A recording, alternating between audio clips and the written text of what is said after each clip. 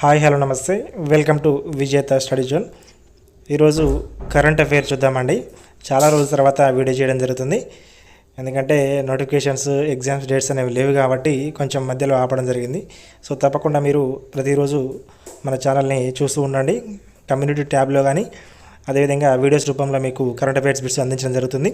నచ్చితే టెలిగ్రామ్ గ్రూప్లో జాయిన్ అవ్వండి.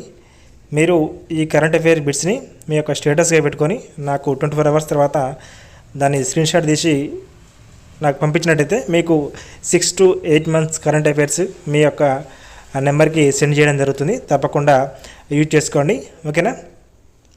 క్వశ్చన్ చూస్తే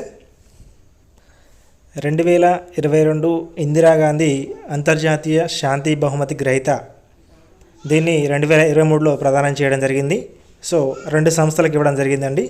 IMA అంటే ఇండియన్ మెడికల్ అసోసియేషన్కి మరియు trainer nurses association of India అనే సంస్థలకి సంయుక్తంగా 2022 ఇందిరాగాంధీ శాంతి బహుమతి అంటే ఇందిరాగాంధీ అంతర్జాతీయ శాంతి బహుమతి అనేది ప్రదానం చేయడం జరిగింది. నెక్స్ట్ 27వ అపెక్ లీడర్స్ సదస్సు వేదిక. అపెక్స్ లీడర్స్ సదస్సు ఎక్కడ జరిగిందంటే శాన్ ఫ్రాన్సిస్కోలో జరిగిందండి, USA. Next uniform civil code అంటే UCC యూనిఫామ్ సివిల్ కోడ్ అని అమల్లోకి తీసుకురానున్న మొదటి రాష్ట్రం.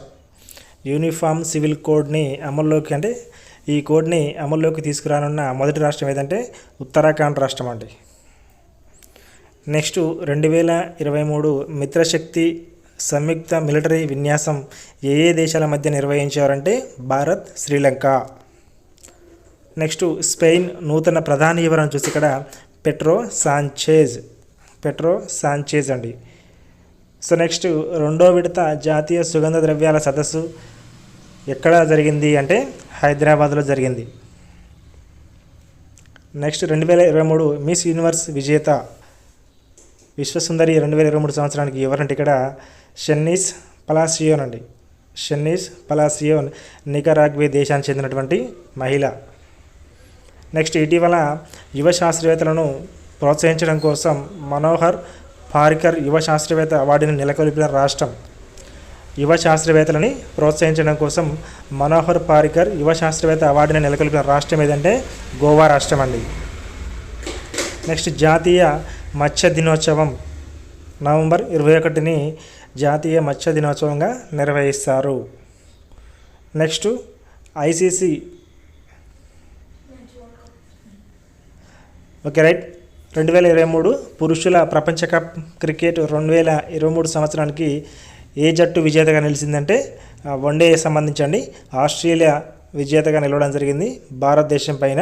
సో మరి ఇక్కడ ICC ప్రస్తుత చీఫ్ ఎవరంటే ఇక్కడ గ్రెగ్ బ్లార్క్ అండి. నెక్స్ట్ 13వది ఇది.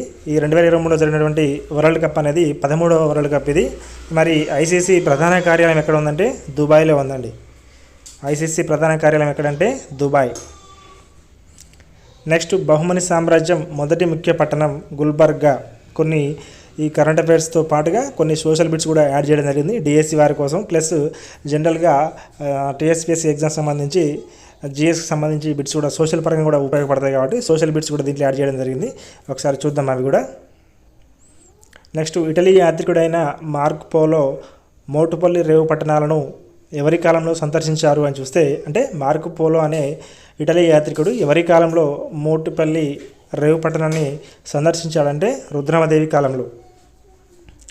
నెక్స్ట్ కాకతీయులు మొదటగా ఎవరి దగ్గర సామంతులుగా ఉంటూ రాజ్యస్థాపనను ప్రారంభించారంటే రాష్ట్రకూటులు అదేవిధంగా చాళుక్యులు అండి. రాష్ట్రకూటులు చాళుక్యుల దగ్గర కాకతీయులు సామంతులుగా ఉండి రాజ్యస్థాపనను ప్రారంభించారు.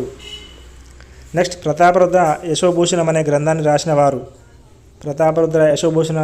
రాసిన వారు విద్యానాథుడు. నెక్స్ట్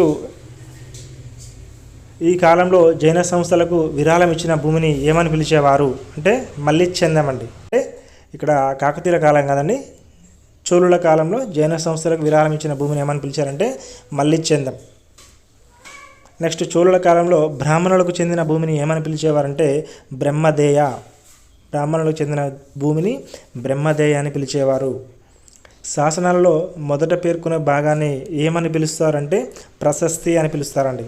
శాసనాలలో మొదట పేర్కొన్న భాగాన్ని లేదా మొదట పేర్కొనే భాగాన్ని ఏమంటారంటే ప్రశస్తి. సో నెక్స్ట్ ఈఎస్ఐ అంటే అబ్రియేషన్ చూసినట్లయితే ఎంప్లాయీస్ స్టేట్ ఇన్సూరెన్స్. ఈఎస్ఐ అంటే ఎంప్లాయీస్ స్టేట్ ఇన్సూరెన్స్ అండి. నెక్స్ట్ ఆఫ్రికా ఖండంలోని గడ్డి భూములను ఏమని పిలుస్తారు అంటే సవన్నా గడ్డి భూములు. ఆఫ్రికా ఖండంలోని గడ్డి భూములను ఏమని పిలుస్తారంటే సవన్నా గడ్డి భూములు. నెక్స్ట్ వోల్గా నది ఏ సముద్రంలో కలుస్తుంది అంటే కాస్పియన్ సముద్రం అండి. వోల్గా నది ఏ సముద్రంలో కలుస్తుందంటే కాస్పియన్ సముద్రంలో. నెక్స్ట్ రామప్ప చెరువు ఏ జిల్లాలో ఉంది? ఈ నూతన జిల్లాల ప్రకారం రామప్ప చెరువు అనేది ఏ జిల్లాలో ఉందంటే జయశంకర్ భూపాలపల్లి జిల్లాలో ఉంది. నెక్స్ట్ వీరలాదేవి చెరువును నిర్మించిన రాజు బేతాళ రెడ్డి రాజు అండి. అతని యొక్క భార్య పేరు మీదుగా నిర్మించడం జరిగింది వీరలాదేవి చెరువుని. రాజు ఎవరు నిర్మించారంటే బేతాళ రెడ్డి రాజు. నెక్స్ట్ అత్యధిక జనసాంద్రత గల రాష్ట్రం. అత్యధిక జనసాంద్రత గల రాష్ట్రం ఏదంటే ఇక్కడ బీహార్ అండి, 1102. నెక్స్ట్ సమానమైన ఎత్తుగల ప్రాంతాలను కలుపుతూ గీచే రేఖలను ఏమని పిలుస్తారంటే కాంటూరు రేఖలు. సమానమైన ఎత్తుగల ప్రాంతాలను కలుపుతూ గీసే రేఖలను ఏమని పిలుస్తారంటే కాంటూరు రేఖలు. నెక్స్ట్ బౌద్ధ భిక్షువుల ప్రార్థనా స్థలాలను ఏమని పిలుస్తారంటే చైత్యాలు. బౌద్ధ భిక్షువుల ప్రార్థనా స్థలాలని ఏమని పిలుస్తారంటే చైత్యాలు అని పిలుస్తారండి. నెక్స్ట్ మృచ్ఛకటకం గ్రంథాన్ని రాసినటువంటి రచయిత ఎవరంటే శూద్రకుడు అండి. మృచ్ఛకటకం గ్రంథాన్ని రాసిన రచయిత ఎవరంటే శూద్రకుడు. Next saint Thomas basilica church ఎక్కడ గలదు అంటే చెన్నై అండి, తమిళనాడులోని చెన్నైలో ఉంది saint Thomas basilica church. Next జైన మత గురువులని ఏమని పిలుస్తారు? ఆన్సర్ ఇక్కడ తీర్థంకరులు. జైన మత గురువులను ఏమని పిలుస్తారంటే తీర్థంకరులు అని పిలుస్తారండి. నెక్స్ట్ 2011 జనాభా లెక్కల ప్రకారం తెలంగాణలో స్త్రీ పురుష నిష్పత్తి ఎంత అంటే 940:1000. 1000 మంది పురుషులకు 940 మంది స్త్రీలు కలరు. నెక్స్ట్ శ్రీ రాజరాజేశ్వరి స్వామి దేవాలయం ఏ జిల్లాలో ఉంది అంటే రాజన్న సిరిసిల్ల జిల్లాలో ఉందండి. నెక్స్ట్ 2008లో రాష్ట్ర ప్రభుత్వం నుండి కేంద్ర ప్రభుత్వం నుండి శుభ్రం మరియు నిర్మల్ గ్రామ పురస్కార్ అవార్డు గెలుచుకుంది. ఆమె హజీపుర అంటే హజిపల్లి సర్పంచ్ అండి. మరి ఆమె పేరు ఏంటంటే ఇక్కడ జంగమ్మ. నెక్స్ట్ గ్రామ పంచాయతీకి సర్పంచ్గా పోటీ చేయడానికి అర్హత వయసు ఎంత ఉండాలి? గ్రామ పంచాయతీకి ఒక సర్పంచ్గా పోటీ చేయడానికి అర్హత వయసు ఎంత అంటే 21 ఇయర్స్ ఉండాలి. నెక్స్ట్ మొహరాలి ఇనుప స్తంభ శాసనం ఎవరు ఏర్పాటు చేశారు? మొహరాలి ఇనుప స్తంభ శాసనం ఎవరు ఏర్పాటు చేశారంటే 2వ చంద్రగుప్తుడు అండి. నెక్స్ట్ సెల్ఫ్ ఫ్లవింగ్ నేలలు అని ఏ నేలను పిలుస్తారు అంటే నల్ల రేగడి నేలలు. నెక్స్ట్ అండి కందికల్ కొండలు ఏ జిల్లాలో కలవు? కందికల్ కొండలు ఏ జిల్లాలో కలవు అంటే పెద్దపల్లి జయశంకర్ జిల్లాలో ఈ కందికల్ కొండలు అనేవి ఉన్నవి, విస్తరించి ఉన్నవి. నెక్స్ట్ మౌర్య సామ్రాజ్య స్థాపకుడు ఎవరంటే చంద్రగుప్తుడు అండి. మౌర్య సామ్రాజ్య స్థాపకుడు ఎవరంటే చంద్రగుప్తుడు. నెక్స్ట్ బౌద్ధ స్తూపాలు, విహారాలు, చైత్యాలు బయటపడిన ప్రదేశాలు ఇక్కడ వరుసగా చూసినట్లయితే పనిగిరి, నేలకొండపల్లి, ధూళికట్ట, కొండాపూర్, కీసరగుట్ట, పెద్దబంకూర్. నెక్స్ట్ శాతవాహనుల తొలి రాజధాని ఏంటంటే కోటిలింగాల అండి. శాతవాహనుల తొలి రాజధాని కోటిలింగాల. నెక్స్ట్ అశోకుడి దగ్గర ఉన్న అధికారులను ఏమని పిలిచేవారు అంటే దమ్మ మహామాతృలు అని పిలిచేవారండి. అశోకుని దగ్గర ఉన్నటువంటి అధికారులను ఏమని పిలిచేవారంటే దమ్మ మహామాతృలు అని పిలిచేవారు. నెక్స్ట్ గోండు గిరిజనులలో గ్రామ పెద్దని ఏమని పిలుస్తారు అంటే పట్ల అంటే గ్రామ పెద్ద అండి. సాత్మల్ కొండలు ఉన్న జిల్లా సాత్మల్ కొండలు ఉన్న జిల్లా ఏదంటే ఆదిలాబాద్, నిర్మల్ జిల్లాలో ఈ సాత్మల్ కొండలు అనేవి విస్తరించి ఉన్నాయి. నెక్స్ట్ అంతర్జాతీయ దినరేఖ అని దేన్ని పిలుస్తారు అంటే 180 డిగ్రీస్ తూర్పు మరియు పశ్చిమ రేఖాంశాన్ని అంతర్జాతీయ దినరేఖ అని పిలుస్తారు. నెక్స్ట్ తప్పకుండా మీరు ఈ వీడియో నచ్చినట్లయితే లైక్ చేయండి. ఒక 1000 లైక్స్ అయితే ఎక్స్పెక్ట్ చేస్తున్నాను నేను.